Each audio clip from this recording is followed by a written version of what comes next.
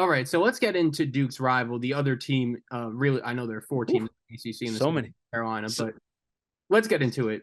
North Carolina and Hubert Davis, right? I think to me, and I remember when we did the Big East labeling Villanova into this category as well, but I think North Carolina is one of the more fascinating teams in the country going into this season because I look at their offseason, right? And I think Hubert Davis did a pretty good job. yeah. I think it's still up in the air, like what the deal really was with Caleb Love. And although I don't think it's as easy to say, oh, they got rid of Caleb Love and that's going to solve all of their problems.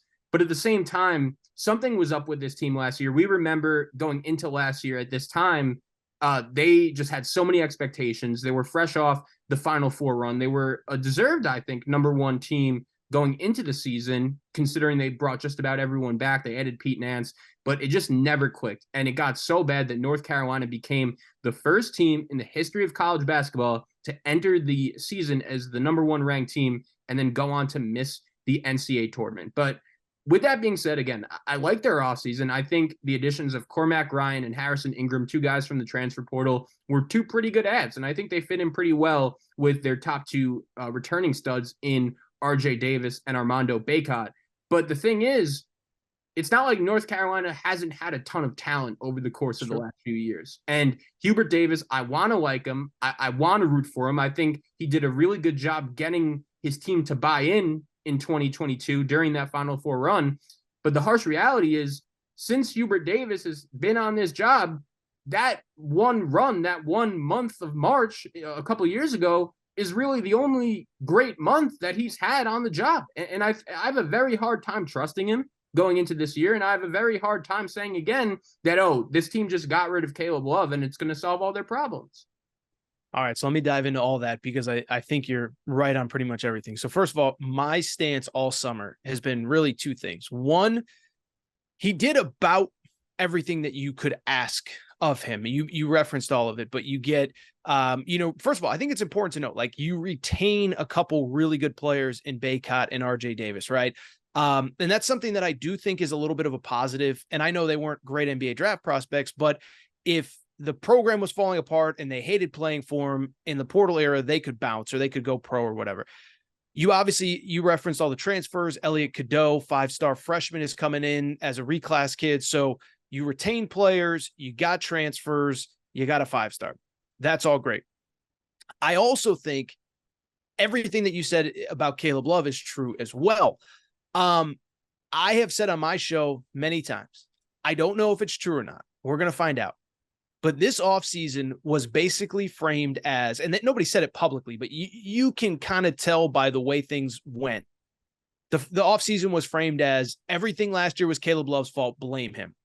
Because, again, you retain basically the guys that you wanted to, and, it seems that way. And it got out that he wasn't really welcome back. I think they said it was best for all parties to move on, but it became clear he wasn't welcome back. So I will say, it's not even like a take, like it's just a fact, is like, it's kind of show me time for Hubert Davis, right? First year, your new year on the job, this, that, the other thing, adjustments.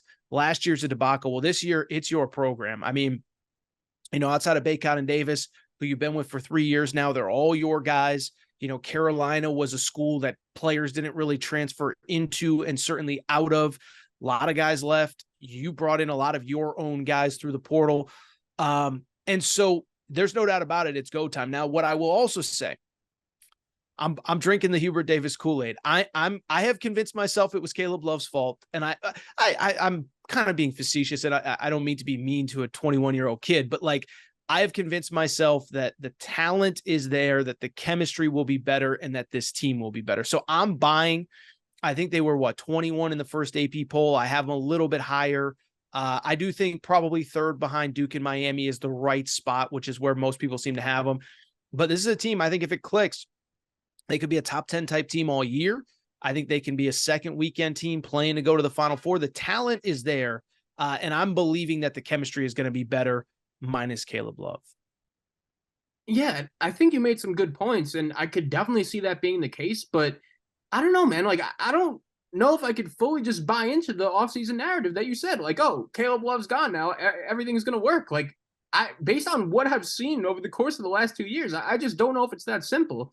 And I agree, the talent level on this roster is really good. It was very important for them to bring back Davis, to bring back Bacot. Both those guys have a ton of experience playing college basketball. The kid Cadeau, I think he kind of throws I don't even want to say a wrench, but he kind of just throws an interesting twist into things because we've both been watching the sport for a really long time, and we know how it usually goes with reclass freshmen, especially when you're asking them to play such a big role. And I'm kind of curious to see how he fits into all of this when you have a team around him really full of veteran guys that have been playing the sport for a long time. I understand it's always good to have that blend, but it's interesting because from what I've been reading about him and from what I've heard, this is a player that really likes to have the ball in his hands most of the time. And I'm curious to see how a reclassified freshman with a coach that's still kind of unproven, although his team is very talented, I'm curious to see where he fits into the mix of things here as well.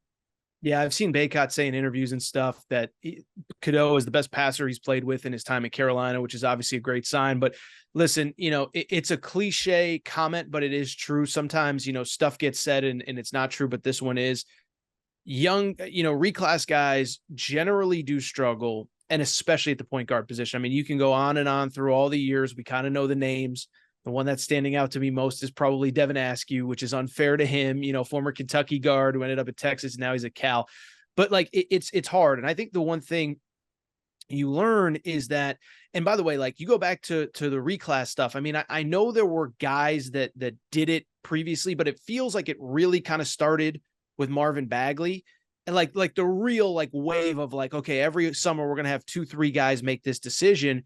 And I think Marvin Bagley was phenomenal. Like I don't want to say like once in a generation high school player, but he was a really, really good high school player. So the transition for him was easier than it would have been for some others. And I think people think just because you're a 5-star that it's going to be whatever. But I'll also say, like, I do think, the college basketball kind of community kind of understands, hey, this is probably a little harder than we give it credit for. And the good thing is he isn't alone. Like RJ Davis can obviously handle the ball if need be. I think they prefer that Cadeau is able to run the point. RJ Davis play more off the ball with the Harrison Ingrams, the Cormac Ryans, whatever. But the good thing is he won't be alone. I don't think this was a like, he reclassified because they desperately needed him, and because they desperately need him, they're going to have to play him 36 minutes a game. So I'm a little bit more optimistic that he is productive, but I do think just because he's a 5-star, was a top 10 prospect in the 2024 class, like to expect him to just step in and be like an all ACC caliber guy or be the equivalent of Jeremy Roach, who's been playing college basketball for 4 years, that's probably not quite fair either. Yeah, it's funny you brought up Roach because if I was a Carolina fan, I would just say, you know what, just be what Tyrese Proctor was for Duke last year. That was another example that came to mind for me. And Proctor was good. Like he was solid. And I think a lot of people are expecting him to have an even bigger season this year. But at the end of the day, it was clear, like he wasn't just really someone Duke could rely on as a true, not even a true freshman, a reclassified freshman going into the season. But that comment by Bacot, if that's true, that's definitely a scary sight for this North Carolina team.